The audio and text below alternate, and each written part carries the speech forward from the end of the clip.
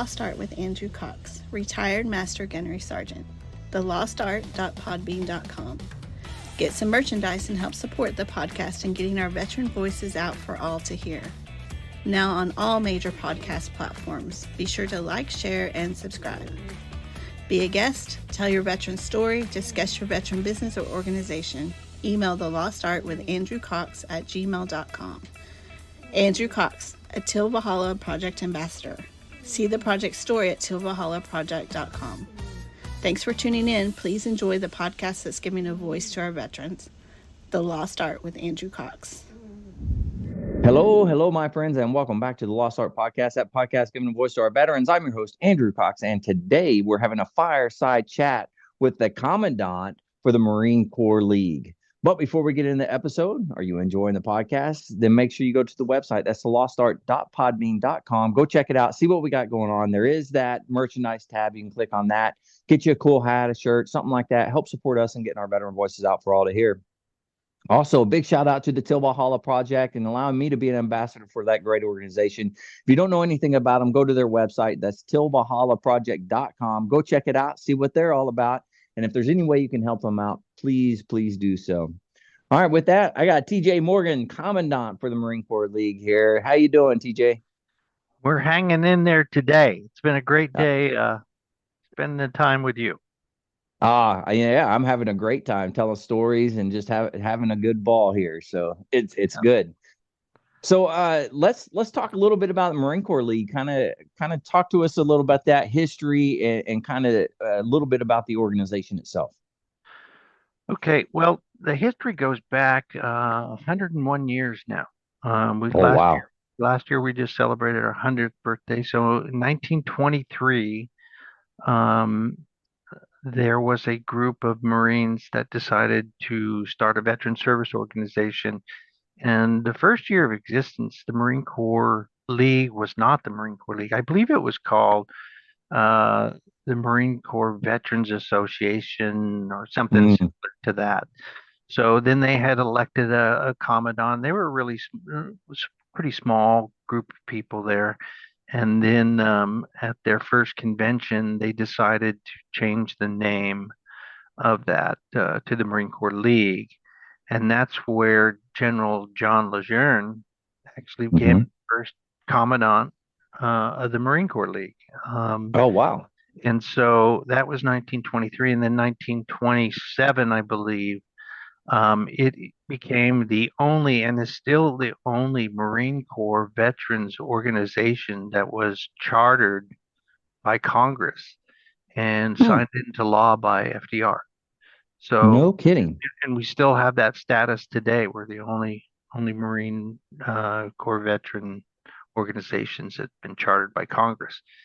And so and that's kind of where the root started there. And obviously after, and they did this after World War I. So this was really kind of that draw to get back into the camaraderie of the Marine Corps and take care of the World War I veterans and et cetera. And to have General Lejeune as the first commandant, to me that's significant because I'm the commandant, and so it's like, what do I have in common with General Lejeune? Well, we were both commandants. He was actually the first one of the Marine Corps League, but the second one in line, and I'm the 66. So wow. So that's kind of the history, the beginning history of the Marine Corps League, and then as years went by, they were a lot like they needed an outlet, so to speak, for to blow off some steam. So if the Masons have the Shriners, and that's kind of their deal. So the Shriners are more the fun and honor society part of the Masons part of it. So the Marine Corps League did the same thing and created the military order, the Devil Dogs, and they're about the relaxation, craziness, blow off some steam kind of stuff. And right. So that's a subsidiary organization of the Marine Corps League, and as well as we have an auxiliary, ladies auxiliary too, that became part of that at a later date. And so that's kind of the foundation of the Marine Corps League. And we've went through a lot of changes and a lot of wars in the country and a lot of ebb and flow of membership and that kind Hmm. of stuff. But we're still hanging in there, 101 years later. Yeah, that's amazing. 101 years, Yeah. and you're not kidding. You are in a long line of very important, iconic people like Lejeune, right? Being or Lejeune, sorry, being the first commandant, and then here you are, the 66. That's pretty awesome. Yeah, and it's from the West Coast too. That's the other anomaly that I have here. There's not many commandants west of the Mississippi in the history of the Marine Corps League. Um, No kidding. no, I think maybe a handful. There was one from Washington State, Clay Nixon, Hmm. 1949 and 1950. Okay. And there's some substantial history with him because Truman, after World War II, had come in and said they wanted to sort of disband the Marine Corps. So they wanted to Hmm. the infantry portion over to the Army and the planes over to the Air Force, et cetera, et cetera. That was not met well Yeah. with a lot of Marines. And so you can Google this, but there is a picture of Clay, and he's from the Seattle area, and he was the first coming up from, and the only other coming up from Washington State, Hmm. escorting Truman into the Marine Corps League National Convention for Truman to apologize to the Oh, Marine Corps wow. League for his comments that he said was mistaken. They weren't what he was saying, but people knew that. I'm not quite sure about that. So that's pretty iconic to have the President of the United Wow. States to come in and address the members of the Marine Corps League and apologize for his comments about getting rid of the Marine Corps.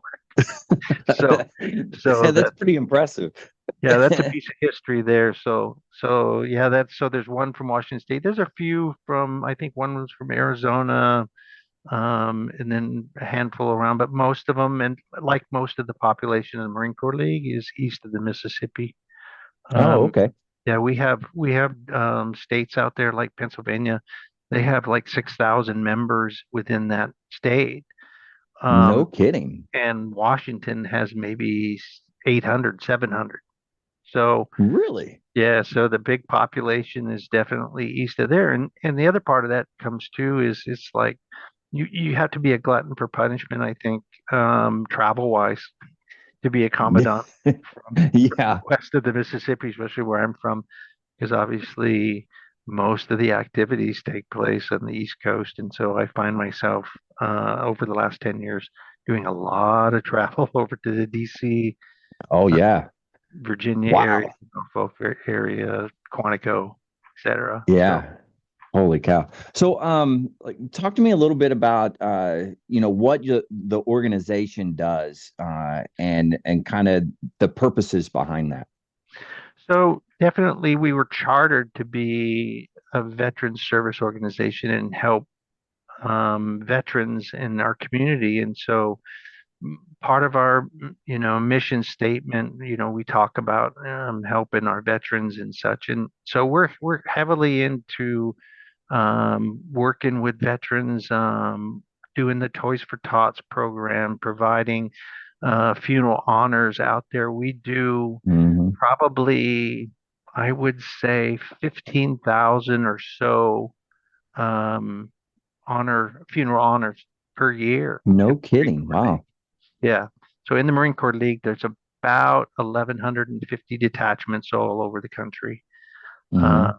and then about 46 or 47 states, and they're called departments within the Marine Corps Hmm. League. So Okay. they all participate in this kind of thing. We have uh, a lot of volunteers through the VAVS system that go down and volunteer at veterans hospitals, and so that gives them purpose, and that's part of our mission too. Is it's like when we and you know this as well as anybody is like Marines really speak well with other Marines. This Yes. camaraderie thing is is the thing you miss the most, I think, in Hmm.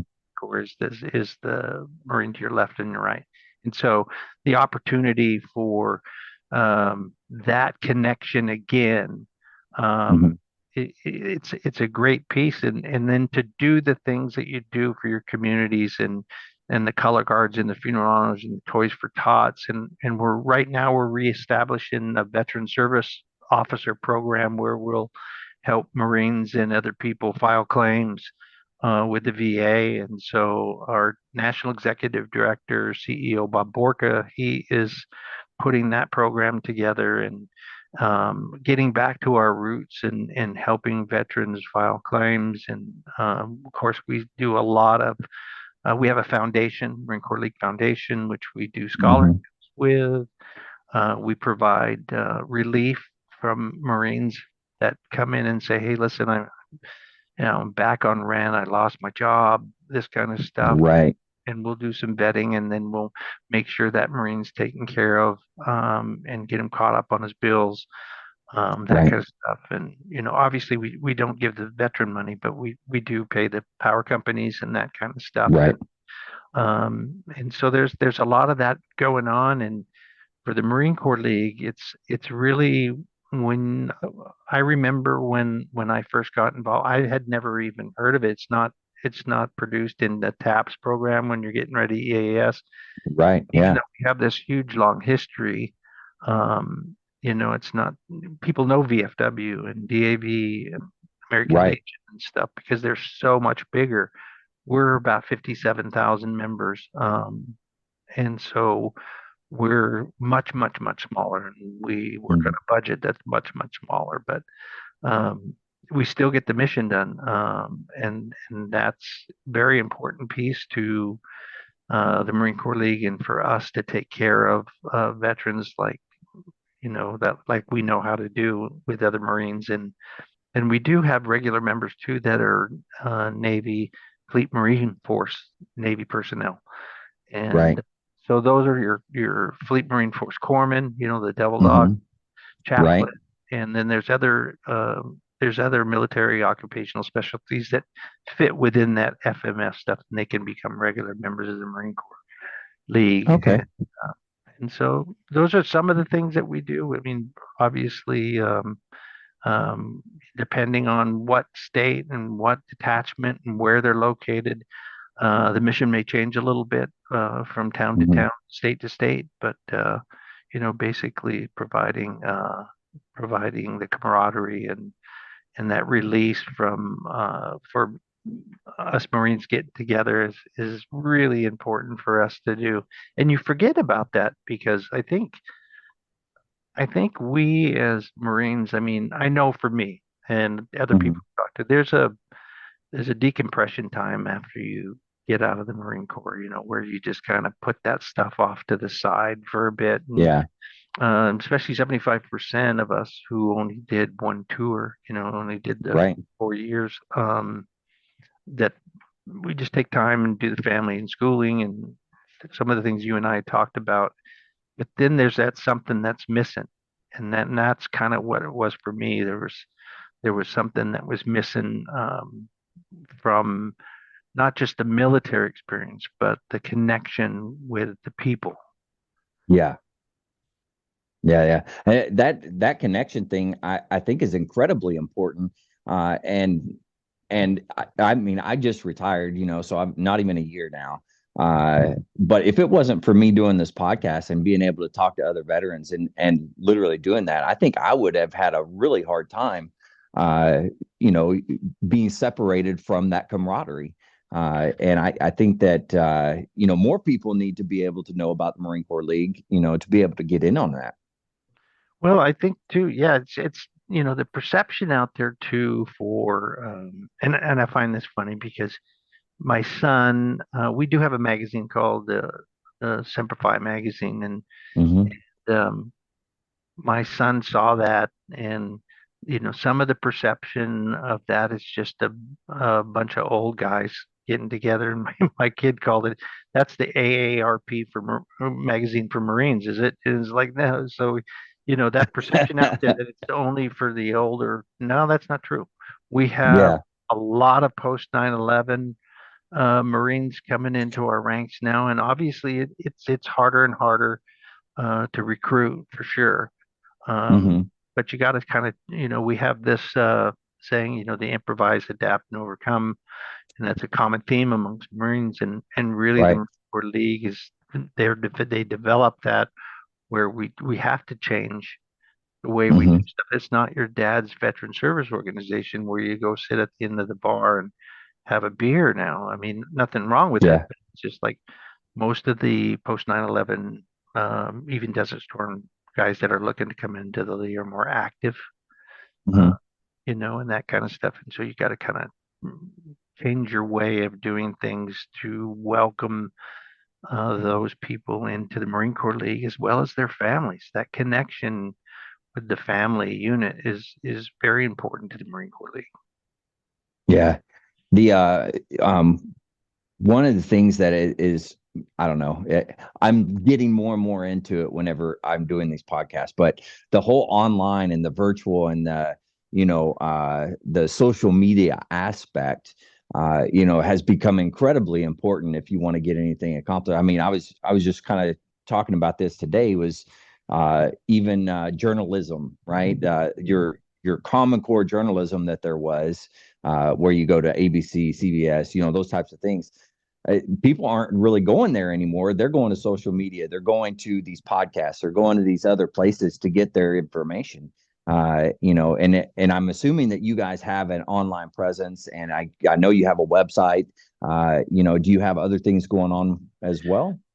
Yeah, so we just, you're completely 100% spot on with social media and the way that it's all about networking, isn't it? Yeah, Um, absolutely. and you see this in LinkedIn and you see this on social media, Facebook and Instagram and those kind of things. So this year, for the first time in a long, long time, we are hired I think it's a DC outfit for outside marketing, Hmm. and spending some money to make that connection to get our name out there and try to get membership numbers up. Obviously, um, we have a lot of our members that are older, and so you have to keep continuing to do the things you need to do to get membership in, and it gets tougher and tougher. But one of the everybody, I don't think there's not anybody that would not come forward and say social media is the way that you do that, and social media Hmm. influencers and stuff. So we'll have a social media influencer come to one of our events that we have been doing for the last 44 years called Modern Day Marine in DC. Yeah. Hmm.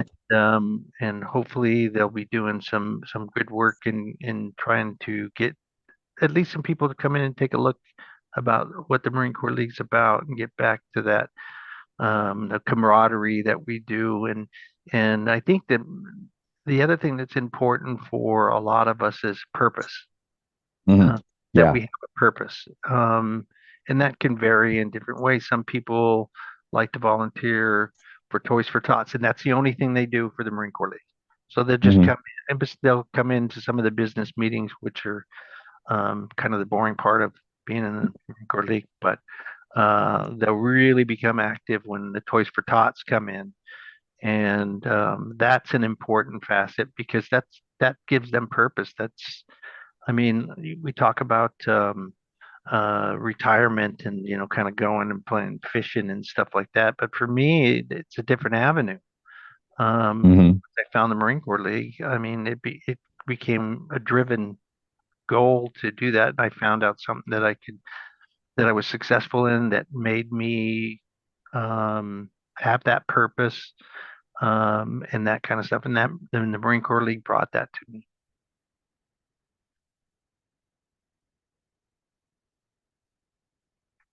Did we freeze up there? I think you froze up.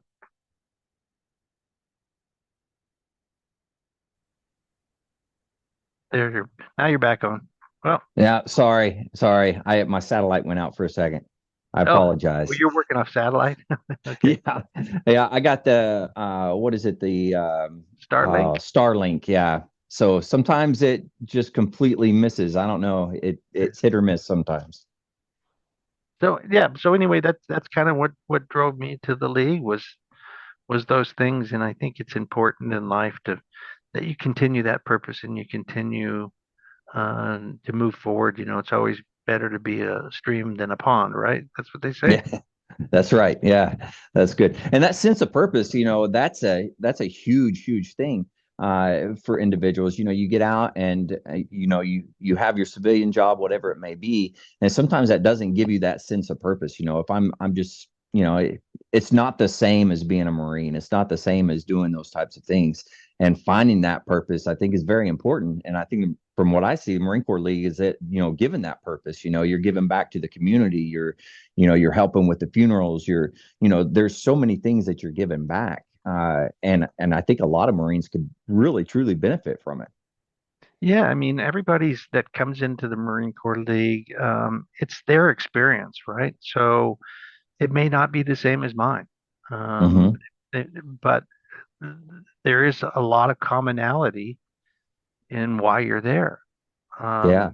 Um, and that to me is the driving factor because um, for somebody to have a sense of purpose, whether that's going and handing out toys to children, or whether that's honoring someone's loved one who have passed at the veteran cemetery and doing the rifle volley and handing the flag over to the loved one and stuff that fulfills a certain need that they have that they're inclusive with Hmm. that community. And the other part of that too is it's like any new members I talk to, any old members I talk to, the way you and I have engaged, it's Hmm. just like it's an automatic in. It's just like I've known you for a long, long time, and so we're never short of words with each other. We speak each other's language, and Yeah. that to me,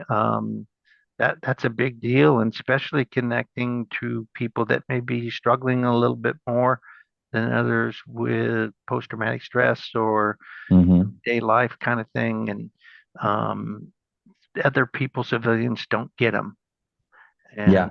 and so for us, trying to make sure that we take care of our own is very, very important for the Marine Corps League. Those 22 a day we hear about, one's too many. Um, Yeah. and so we have a Marine for Life program that we partner with the Marine Corps, and Hmm. go around and we try to grasp those people as they're EASing, those Marines as they're EASing out of the Marine Corps, and get them connections within their community, get them connections in the community where they might be able to get some housing or jobs opportunities and those kind of things. And that's that networking that we talk about. Oh yeah, absolutely. And that is one of the things I've had several Marines that have come on that really struggle with finding work or finding that job, whatever it may be. And, especially once we hit in, the pandemic and stuff like that, man, they were struggling to find stuff. And there are some great organizations that are out there, and I think it's just great that the Marine Corps League is there as well. Now, do you partner with a lot of different organizations, or how does that work?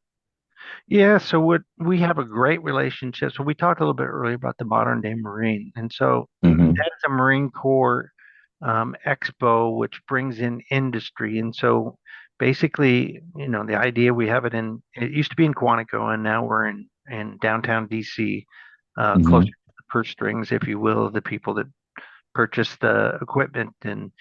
And so we work with the Marine Corps Association on that. So we partner and we got a great 10-year contract and 30-year contract with them to partner with the Marine Corps Association. They're an outstanding group of Marines there. They're obviously they're the let you think of the Leatherneck magazine and the Gazette magazine, but Right. they're Yeah. much more than that. And so we partner well with those. We also next week when I travel to DC on Wednesday, Thursday morning, we're a plank holder for the military coalition.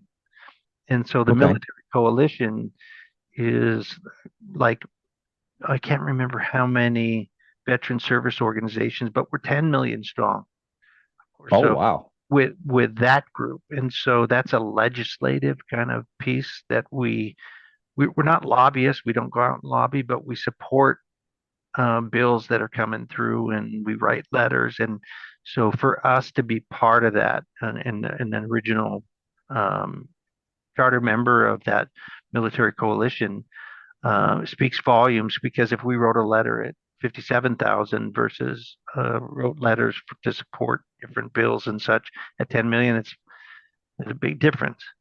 Yeah, huge difference. And Yeah. and so working with all of those, is very important to us. Obviously, anything veteran that's going to help veterans, that's right up there on our priority list to do. And that organization, Marine Corps Association, along with a host of others that we deal with, Military Order of Purple Hearts, and uh, Mhm. we've partnered with a lot of these other, like military. There's a Marine Corps League who's now the commander of the Military Order of Purple Hearts, and he's from Washington. So Oh, so he travels in the same circles that I travel, and so yeah. we're going to try to do some things together to work on membership and support each other's organizations, because basically we're all out here for the same cause, and that's our military, and so veterans, active duty, reservists, and so. Right. See, the one of the cool things that I like about it is whether you did 4 years, whether you did, 30 plus years, you can join the Marine Corps League. And so many times, especially the younger crowds, like you were saying, they think that's it's for the old guys. It's, I'm not there yet type of thing. How do you see being able to contact those young guys that are getting out now that, what is the best way to contact those guys and let them know that you've seen? For us to contact, how we contact the younger, Yeah. is that what you're asking? Yeah. Yeah. Yeah, so for us it's like, Um, I'll be in the airport, and we'll talk to people. We connect with I&I staffs at reserve components Mm, all over the country, where a lot of them host a family day, so they'll come on to the reserve base, and they'll have a meeting, they'll have a family day, and we'll set up booths and we'll talk to them. Modern Day Marine, we do that as well. We have a booth there, so a lot of these younger guys that come in, we'll talk to them about the league, and introduce them to the league. And part of part of our recruiting mindset um, is not for the super young, those guys, that are getting out of after 4 years, because they're getting education going and they're getting their families going. So our focus, I guess, if you want to put it in years wise, 35 to 50 is really a great area for us, because a lot of them have okay. established their education. They're settled in. Their children are getting a little bit older, and they're missing that camaraderie, and they'll Yeah. come back in. And so those are kind of the target ages that we kind of look for, because a lot of the things that we do, that they can participate in, will draw those type of people in, like the Toys for Tots and Funeral Honors, and their families as well can be associate members and such. And so Right. so connection that way. People do different things all over the country. So what works in Spokane for recruiting may not work in Dallas, Texas, and so we try to adapt different philosophies and different ideas, different events. Mhm. We'll go to, and I don't know anybody who doesn't like to go down and go to the range, and so they'll yeah, they'll offer. We have shooting teams that will come in, and we do postal matches in the Marine Corps League. Oh, And nice. so a lot of those guys will come in. In fact, we're just coming to the end of this year's postal matches, where they'll turn in scores, and then we'll give trophies and recognition and that kind of stuff from around the country. And so we do a lot of that around the country. Some areas more than others because there's this political thing where Oh yeah.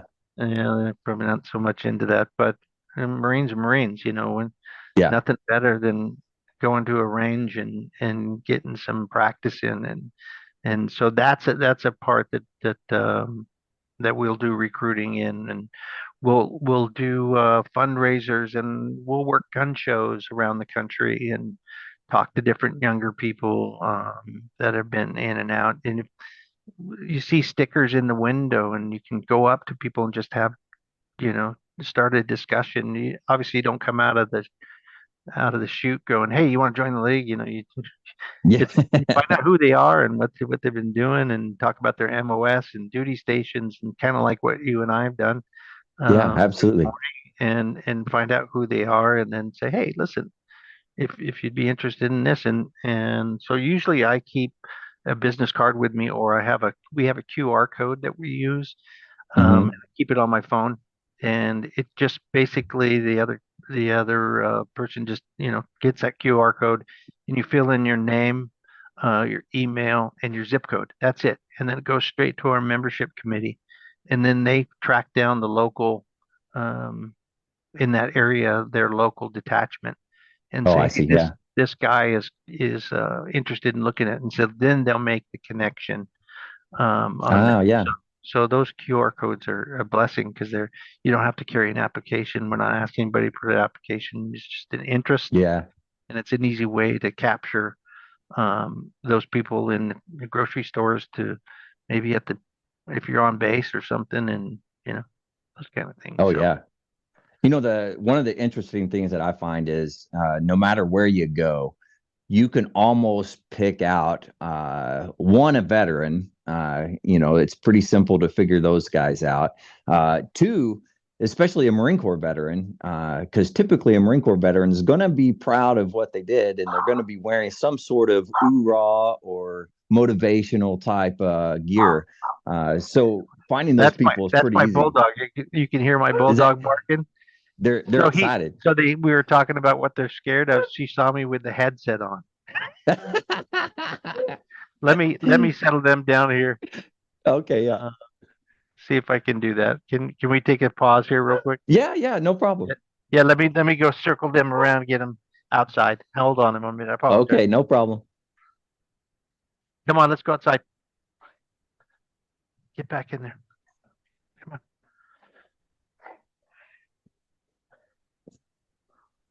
Come on. We're almost done, yeah. We got just another 20 minutes.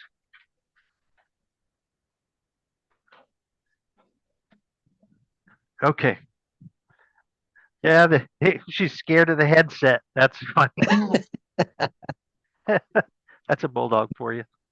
Yeah, I was walking mine last night, and it's dark, but they put a big pile of rocks because they were redoing part of the road or whatever. But there's a big pile of rocks that wasn't there before, and I don't know. He saw that and he got cowered down, and he's like, "Oh my God, what is that?" And I had to sit there for like 5 minutes for him to go up and sniff it and see what it was, and he kept kind of like jerking back like he was unsure. And I'm like, "It's a pile of rocks. Come on." Yeah, they're incredible. Okay, so where were we? Oh yeah, uh, remember. Yeah. Yeah, oh, and I was telling you, it's fairly easy to pick out a lot of the veterans because they're wearing that oorah shirt, or there's some sort of device or something they have that you can kind of pick that out. And I've just noticed that. Maybe it's just because I'm looking for it now, where I wasn't before, but I see it more and more every single day. Yeah, they're not hard to pick out. Both people that are Marines, military, and then the ones that aren't, because Yeah, there's that bunch too. So true. we work the Marine Corps League here in Spokane. We work the rest stops, so we'll provide coffee and cookies, and we'll take donations to help the local detachments out. And then some of the people that you get in there, that's another way to recruit. But there's also that batch that, either, I was going to join the Marines, or you get Oh the yeah, ones that join the Marines. Oh, where'd you go to boot camp? Oh, Georgia. And then the yeah. Your sniffer goes off and you go, mm. Yeah, it happens. It happens from time to time. It Uh, does, but I mean, those are other good places that you can meet up with different veterans and stuff. And I really enjoy hearing the sea stories of a lot of people, especially some of the older generation, mhm. that are out there. Some of the older Marines. I just sent a message to. We had a Marine Corps League member in Arizona, turned 100 years old, and he was on Iwo Jima. No kidding. Wow. Yeah, so I sent him, a personal message. We did a Zoom, and he got a coin, and I gave him one of it's called a Citizen Gold Award, which is only the Commandant can give that award to him for Oh, I his see. years of service and stuff like that. But those guys are that generation's going so fast, and that is the Yeah, greatest generation of all. absolutely. Yeah. Wow. Man, I'd love to be able to talk to him sometime. That's incredible. Yeah, and he was a flamethrower operator too, like Woody was. And I've had conversations with Woody, Whoa. and those guys are just they don't make them like that anymore. No, no, I agree. Holy cow, man. That's the history that to me is so important. And one of the reasons I'm kind of doing the podcast is to really capture as much as I can the history of those that have gone before us. It's important to have that. And whether they serve 4 years, whether it doesn't matter the job, nothing like that. It's just a matter of that's part of the history of our military, which needs to be captured. Oh, I couldn't agree with you more. I mean, hearing some of those guys' stories to me, and the historical part of it, right? Hmm. Because those are the guys that were there in those campaigns in the Pacific and island hopping, going from place to place to place. And, um, you know, and I don't like to use the word hero, but every time I look at those guys, they're heroes. Those guys are heroes. I mean, it's not something I use loosely. I mean, the amount of island hopping campaigns from one battle to another battle. Oh Um, yeah, and the Marine absolutely. Corps League obviously has got a lot of players in there. You saw Woody Williams, he Hmm. Medal of Honor recipient, and he everywhere he went, he was in Marine Corps League uniform. Just Yeah, about everywhere. He had the red blazer on, Marine Corps League cover on, and yeah. he was very active in West Virginia. And what a he was a stellar human too. Oh yeah, yeah, yeah, yeah. It is amazing, and you guys have from pretty much every generation. You have individuals in the Marine Corps League, correct? Yeah, I mean, we've got like I said, we've got guys that are 100 years old. We've got guys. I have a friend of mine in Oregon, he's a Marine Corps League member. He was in Battle of Fallujah. So it's post 9/11 guys, enduring freedom, from every place on every climb. Is that what they say? Every place and every. Yeah. I have a sergeant major friend of mine from Idaho, who used to be the Department of Idaho Commandant. Guy's got 4 combat action ribbons, and he was like the timing in his career. He was in like Panama, Oh and he wow. was in Grenada, and he was in I think he was in Beirut too, and he just had hit them all, and became a That's Marine Corps, amazing. yeah, and became a Marine Corps League member, and became a department commandant. And those are the kind of guys that they're all in our ranks. I mean, Hmm. um, so pretty much from World War II, obviously we're losing them fast, and the Vietnam guys Hmm. behind that. We've got a lot of great guys from Vietnam. There's one Joe Hughes is down in he's from Missouri. He was a national vice commandant, which is our departments or states are put into divisions. So we'll group up Hmm. 5 or 6 states and put them in a division. And he was the national vice commandant for the Midwest division. And he was in the 26th Marines in Vietnam, and Hmm. 3 Purple Hearts, and the guy just some wild stories from the Tet and from Quezon. He was in Quezon, and Yeah. uh, Been Wow. really a great Marine Corps League member. So So one of the things that I found doing the podcast and stuff, talking to veterans, especially those that like the Vietnam era, things like that, a lot of those guys haven't talked about what they've been through, and they, the kind of I won't say out of touch. That's not what I'm trying to say, but kind of reserved, right? They just don't tell people about it. And having these guys on and talking about their experiences has opened up a door for them to kind of really think about it again and be able to process some of it, and then being able to now talk to other individuals, and I could see the Marine Corps League being the same type of thing. You're now around people that you can talk with, that veteran on veteran or Marine to Marine type of atmosphere, if you will. Do you find that a lot in the Marine Corps League? yeah, in fact, the gentleman that we talked about, Joe Hughes, was from the 26th Marines, and I wear a memorial bracelet here for my wife's cousin who was in the 26th Marines, and through the connection through the Marine Corps League, him and I started to talk, and they have the 26th Marine like association group of guys. They're really tight in there, and they knew my wife's cousin, and so No kidding. yeah, so that's how small, we think about the Marine Corps in a whole, but it's really a small community of overall, and it's just you come into these things through the Marine Corps League, you never know who you're going to run into or who knows who because we network out there, and it's like, oh, you served with my dad or you served with my uncle or that kind of stuff, and Yeah.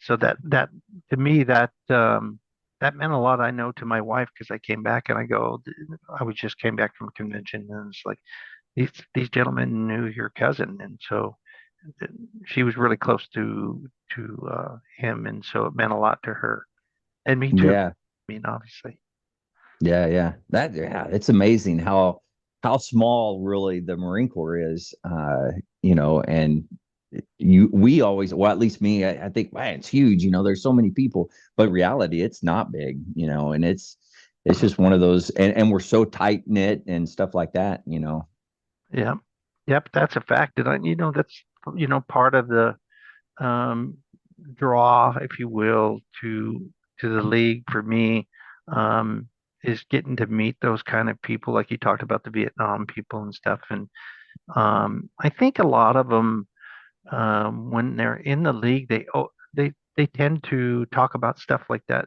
a little bit more to other members and stuff that they really didn't in the past, or because Hmm. I think when they came out, definitely the country was in a really weird spot. Um, Absolutely.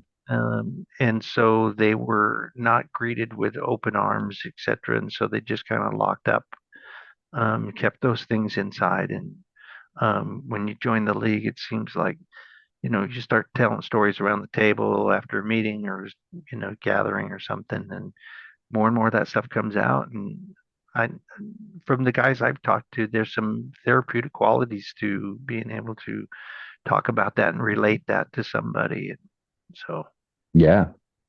Yeah. You know what would be a really cool thing for you guys to kind of start doing is when you guys have a meeting and now it's the after the meeting part and you're kind of sitting around talking, if you had cameras just set up as you're doing that, you would be able to capture probably some amazing stories or whatever from different individuals, just by, just sitting around and just having a camera picking it up. yeah, I think, we've got some of that. We have a historian. Hmm. So they try to pick up a lot of some of those iconic Marine Corps League members, but our detachment, when you come in to the detachment, they may feature you in the newsletter where you Hmm. can write about your experiences and where you went and what you did, and then feature that in a newsletter. And that's a capture Nice. of some of Yeah. that too. And then you want to make sure that those things, kind of things. We have an Americanism program within the Marine Corps League, so Hmm. the year, the things that you do and the people that you meet and the new members that you get, all that stuff goes into a book. And then Oh, wow. those books are brought to national convention and judged as an Americanism book and what your detachment did and who's in your detachment. So we do feature No those kidding. people once a year at Marine Corps League convention, and then they get little plaques and who got first place, second place for the neat kind of thing. If I guess if you're into scrapbooking and that kind of stuff, but it Yeah. is history and it is what you do for your community and telling other Hmm. people about that. And that's kind of what you're doing with your podcast, right? You're just telling other Yeah. people come in and tell you what they did. And I find that history and talking with people just fascinating. Oh yeah. And you learn so much from, from stories or from people as they're telling their story. And you don't even think about it, until you start listening. You're like, wow, man, I could apply that to what I'm doing right now. Yeah. And I think that is one of the what I can't remember who said it, but it's like if you're not studying history, uh, you're bound to repeat it, right? Uh, so hearing those stories and things, helps us as we move forward in life, you know. Yeah, that definitely, there's a lot of truth to that. And I, I got to, really in the Marine Corps League, I've learned so much um, about people, and I've learned so much about leadership and the journey that I took when I originally joined in 2003. Um, Okay. and so those kind of things for me, um, those are important. And life really is kind of a lesson, isn't it? When we That is stop true. learning and stop growing and stuff like that, then that's not good. And I think that comes back and circles back into that purpose part where Mhm. you're continuing to do that. So Very nice. Well, kind of talk me through just a little bit of your journey throughout the Marine Corps League. Kind of, you started 2003, yeah, and then so the kind of walk us national through that. so the national convention actually came to Spokane in 2003, and I was at a breakfast at a hotel, which was Hmm. actually an overflow hotel from the convention. So the convention was in downtown Spokane, and this was out in Spokane Valley, maybe 5, 6 miles away. It was an overflow hotel. And I saw a lot of guys with the EGA on and the cover Hmm. on, and then I was like, "Wow, what's that all about?" So, oh yeah, so this they gave me the history, like we talked about, and kind of said, "Yeah, we have a detachment here. You should come in." So, I'm like, hmm, and I had forgot about that connection and camaraderie because it wasn't in the in my right out in front of my thought process. It was, but as soon as I met that connection and then I went to my first meeting and started talking to these guys, I go, it just clicked. That was something Hmm. that I had been missing, is that connection. And so my first years in the Marine Corps League is just kind of sitting back and watching how the organization works because it's all new to you. And I had a young son then. He was 11 years old, and so I was still raising, the family thing. And so my active participation, I kind of took a back seat a little bit to the Marine Hmm. Corps League, and finished kind of raising the family, and then decided it and figured that this is something that I really wanted to pursue, and see a little bit more of it. And so 2010, I became the detachment judge advocate. And Okay.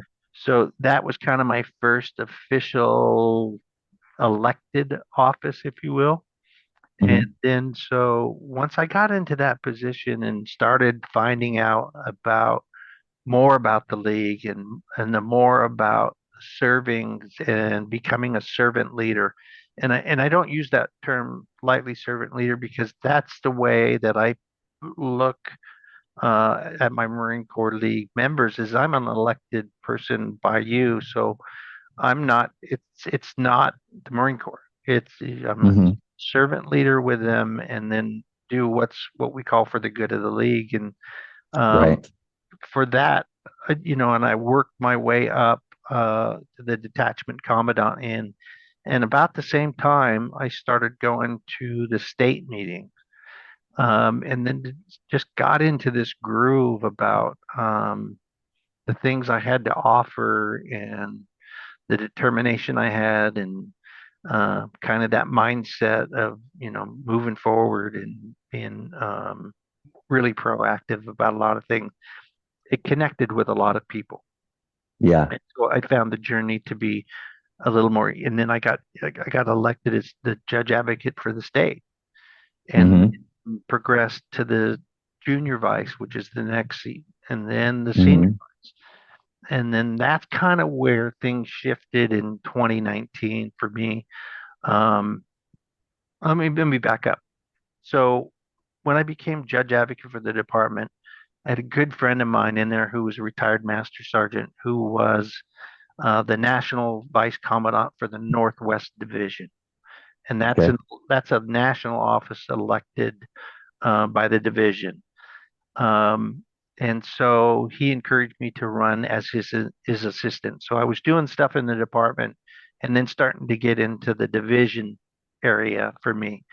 And that, Hmm. that connection still was working. So it was great opportunity for me to just see how far, my message and the leadership and being a servant leader and those things could take me. So um, I got elected as assistant, and then 2 years later, he stepped down as the National Vice Commandant, which opened the door for me to be a National Vice Commandant for the Northwest Division. Um, Right. and those positions, there's 10 of them in the United States, and you sit on the board of trustees. So you're making Hmm. decisions nationally for the Marine Corps League, Right. being on that board. And so for me, it was just like, you know, that's really where your eyes open up to the organization and the possibilities of what you have to offer, Right. um, and the leadership and those kind of things. And so in 2019, I was at Midwinter Conference I think it was in Fairfax, Virginia. I had some individuals come up to me, and this is in February, say you should run for the national judge advocate position.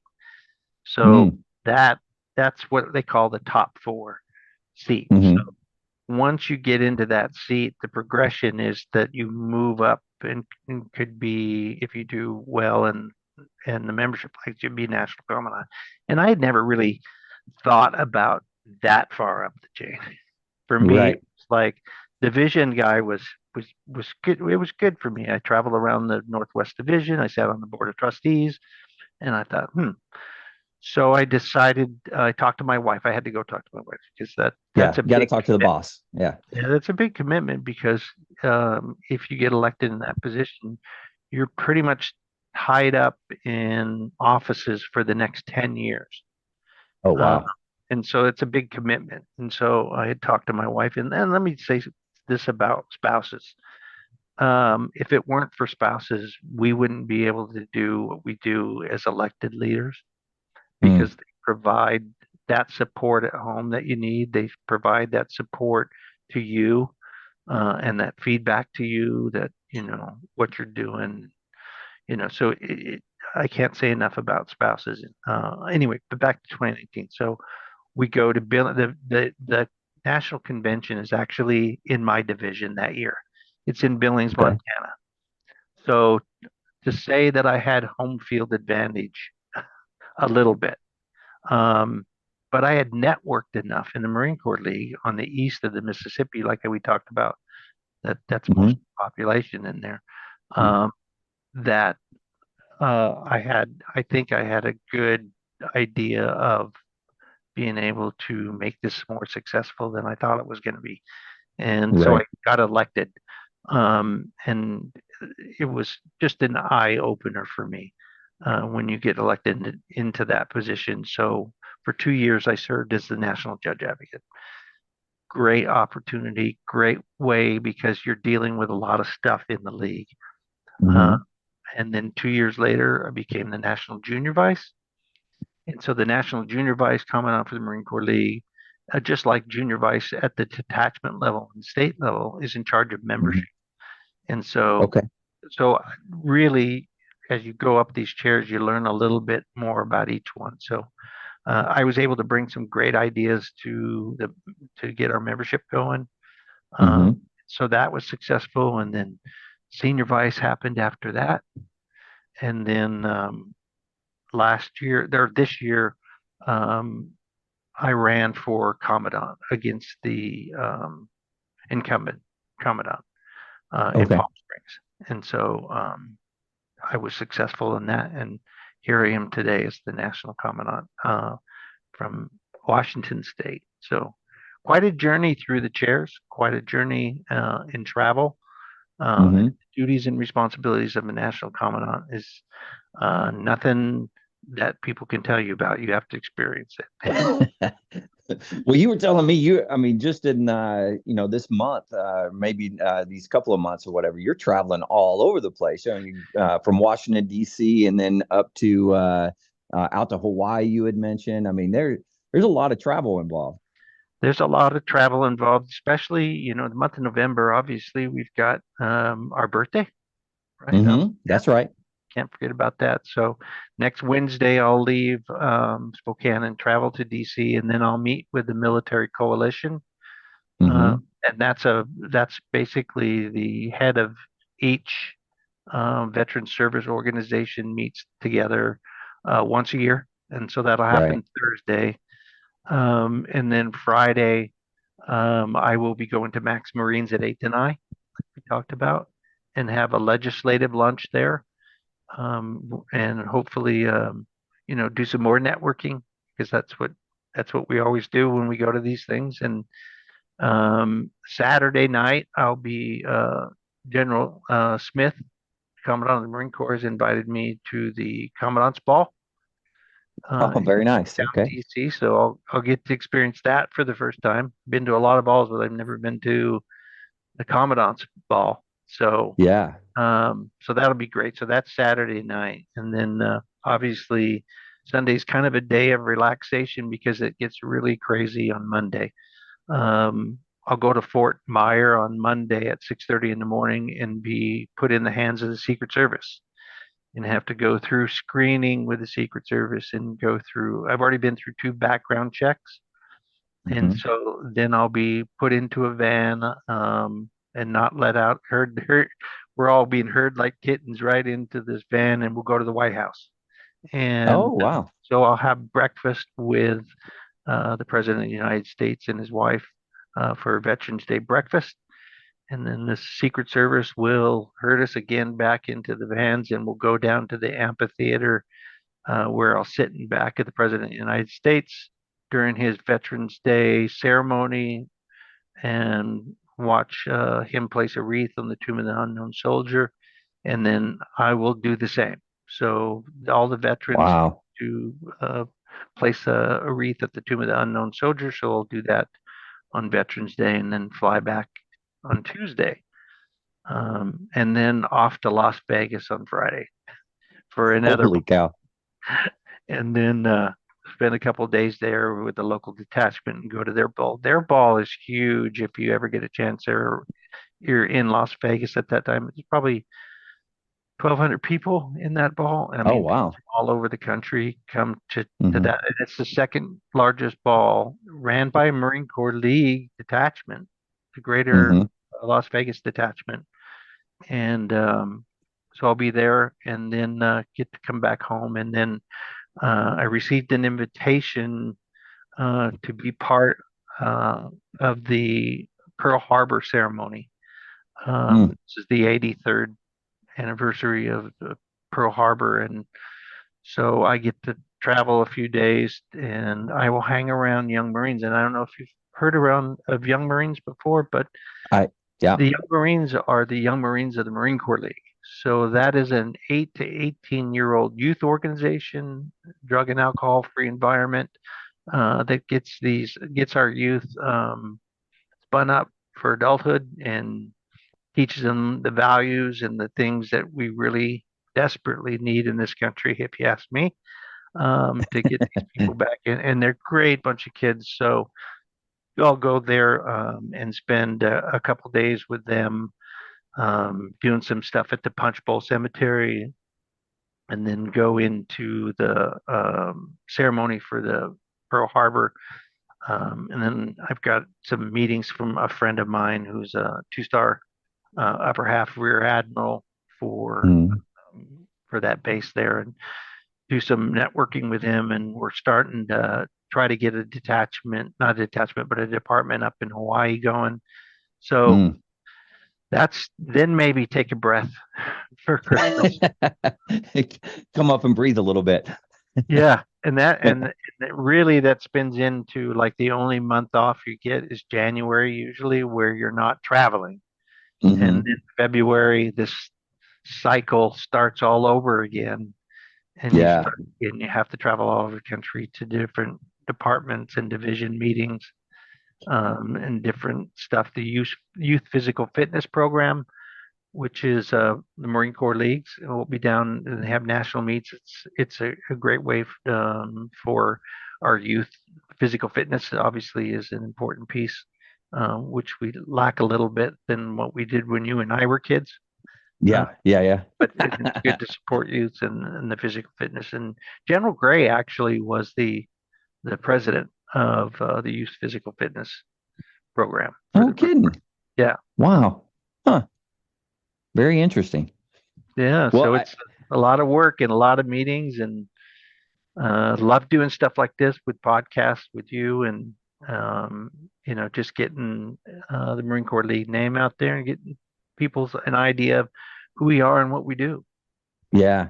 Well, I want to say thank you. I mean, as busy as you are, taking the time to sit down with me on the podcast, I truly appreciate it. It's been humbling for me to be able to get your attention for just a little bit. So thank you for that. Oh, absolutely, my pleasure. And to sit out and converse with a fellow musician, and that to me is that made my day right there. And a master guns at that too. Always appreciate it. That's a hard rank to get to. Not many people I, get up there. well, it is true. It is true. I'm very humbled that I did make it as far as I did. Sometimes I think maybe I wasn't deserving, but I made it, so it's all good. No, I think it's great. I mean, Master Guns was always my favorite rank, even over Sergeant Major.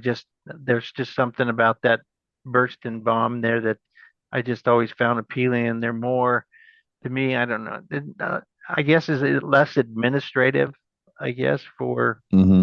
Master Gunnery Sergeant versus First Sergeant or Sergeant Major.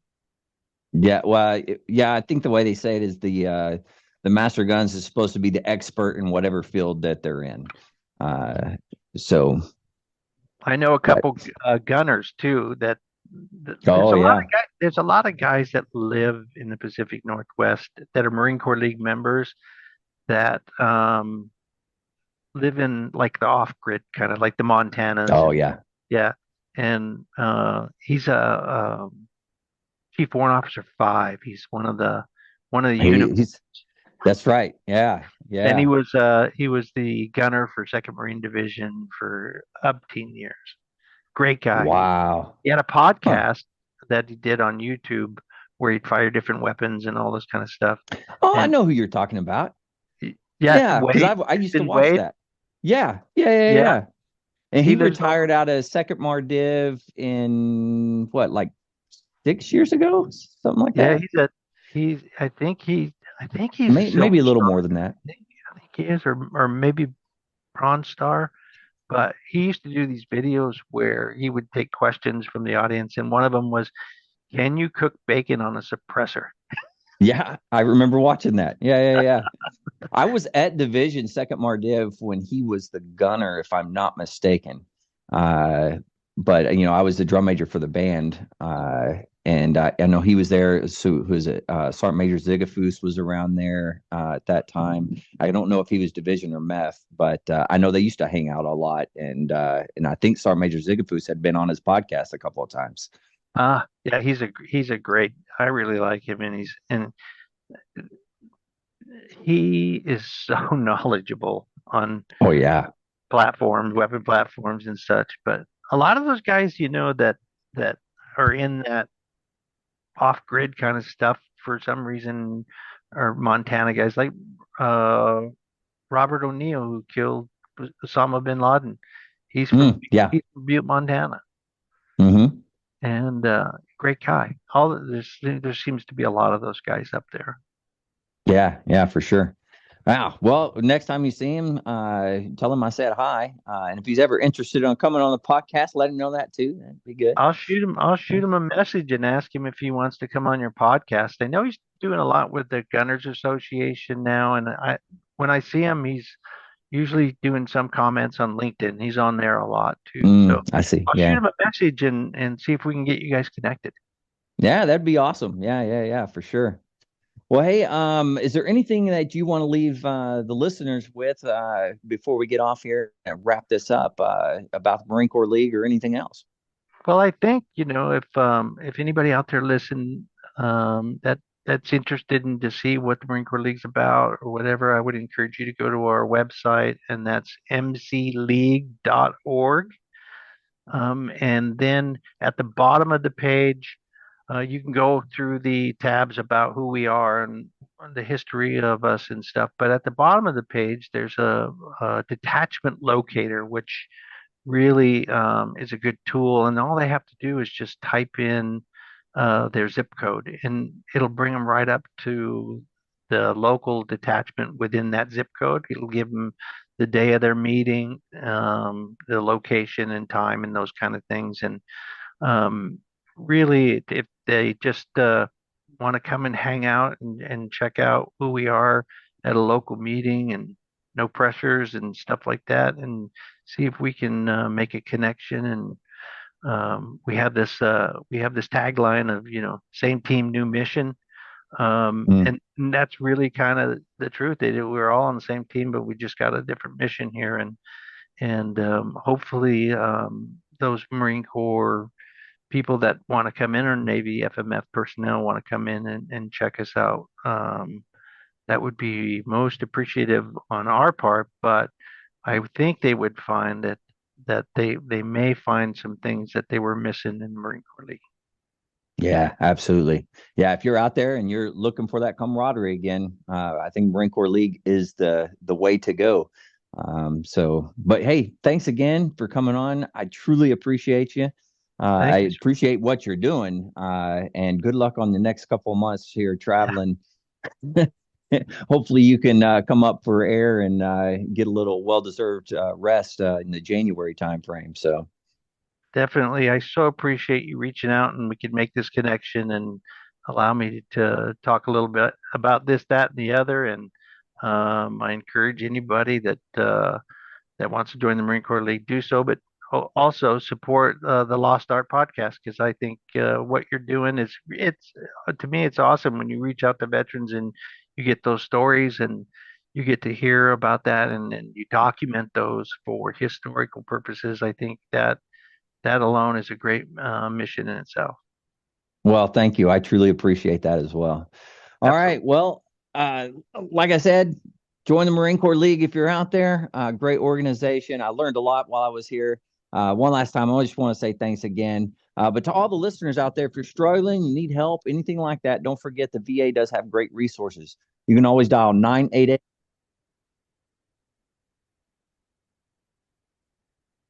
net and click on that chat icon. Any of those options will put you in contact with somebody that can help you out. Remember, one veteran life loss is one too many. I care about you. TJ cares about you. The Marine Corps League cares about you. The entire veteran community cares about you. So please reach out for help. And if you're out there, you're not struggling, reach out to the buddies you serve with. Just ask them how they're doing. And if they need help, give them that help again. Again, TJ, thank you very much. Much appreciated. To all the listeners,